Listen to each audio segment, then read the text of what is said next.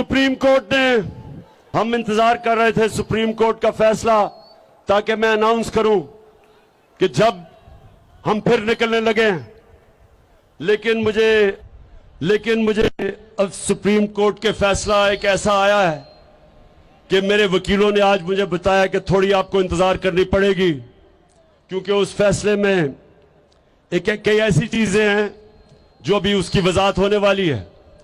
लेकिन मैं आज यहां खड़ा होकर अपने सुप्रीम कोर्ट को यह जरूर पैगाम देना चाहता हूं अपनी सारी कौम के सामने कि देखें, मैं तो वो पाकिस्तानी हूं जो 40 साल से मेरी कौम जानती है, मुझे 40 साल से जानती है कौम। मैंने आज तक ना कभी इस मुल्क का कानून तोड़ा है, ना मैंने कभी अपने लोगों को कहा कि इस मुल्क का कानून तोड़ो।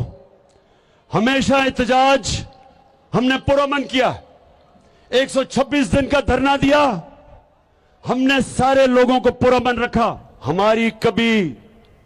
हम कभी नहीं चाहेंगे कि हम इस मुल्क का कानून तोड़ें और हमारी कौम का अपनी सिक्योरिटी एजेंसी के सामने, अपनी पुलिस, अपने रेंजर्स के सामने उनका क्लैश हो, उनमें इंतशार हो, क्योंकि रेंजर्स भी अपने हैं, पुलिस भी अपनी, अवाम भी अपनी है, फौज भी अपनी है। इसलिए मैंने कभी यह नहीं कहा अगर हम तोड़फोड़ करते हैं अपने मुल्क का नुकसान होता है, क्योंकि मैं तो लंदन में नहीं रहता, मेरे तो बाहर असासे नहीं है, मेरा तो जीना मरना यहां है। तो इसलिए जो आपने कमेटी बनाई है,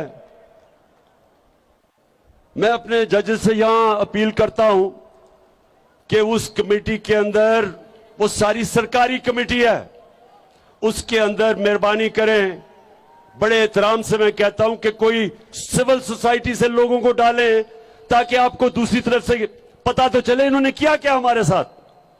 अगर आप सारे सरकारी कमेटी बना देंगे तो वो तो आप बेहतर हैं, सुप्रीम कोर्ट तो बेहतर जानता है कि जब तक दोनों तरफ से राय ना मिले तो फैसला नहीं जज करता।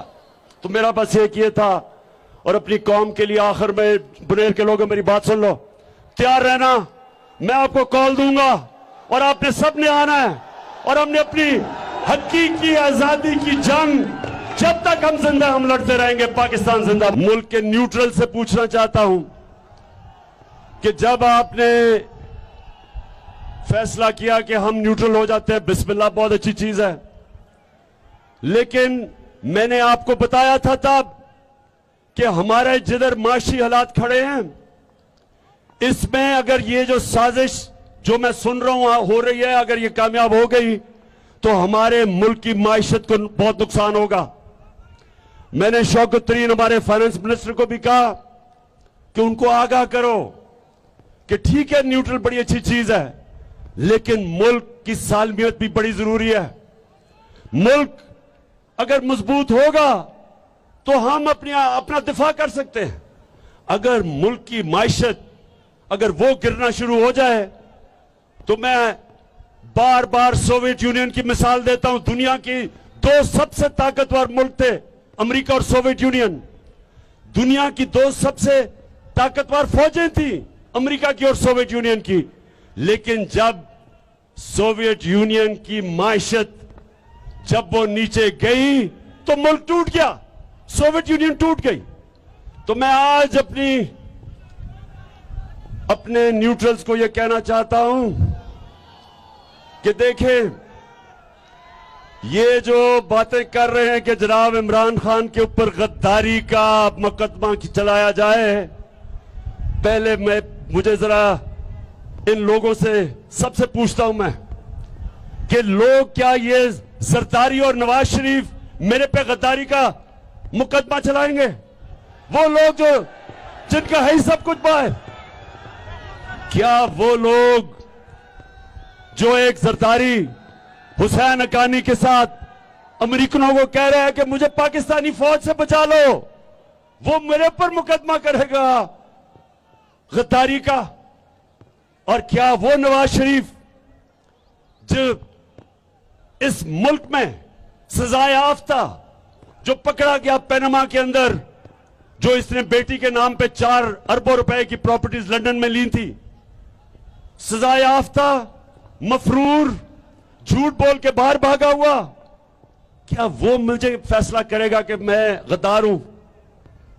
मैं आज सारे अपने पाकिस्तानियों से कहना चाहता हूं कि देखें, ये जो साजिश है ये इमरान खान के खिलाफ सिर्फ इसलिए है कि इमरान खान अगर हटता है रास्ते से तो रास्ता साफ हो जाता है इस तरह के लोगों की जो इस मुल्क का पैसा लूट के बाहर लेके जाए। ये वो लोग हैं जो 30 साल से हुकूमत कर रहे हैं। पाकिस्तान में 2 खानदानों ने 30 साल हुकूमत किया, शरीफ और जरदारी खानदान ने, और मुल्क को मकरूज इमरान खान ने किया। 30 साल आपने हुकूमत की है, हमने मुल्क को मुदर से ऊपर निकाल के सस्टेनेबल ग्रोथ यानी कि सही रास्ते पर लगाया, पटरी पर चढ़ाया, साजिश से गवर्नमेंट करवा के। और अब जब इन्होंने देखा कि सारी कौम आज इस साजिश को समझ बैठी है, इसके खिलाफ है, इन गद्दारों के और चोरों के, तो आज ये कोशिश कर रहे हैं कि इमरान खान को रास्ते से हटाए गद्दारी का मुकदमा करके।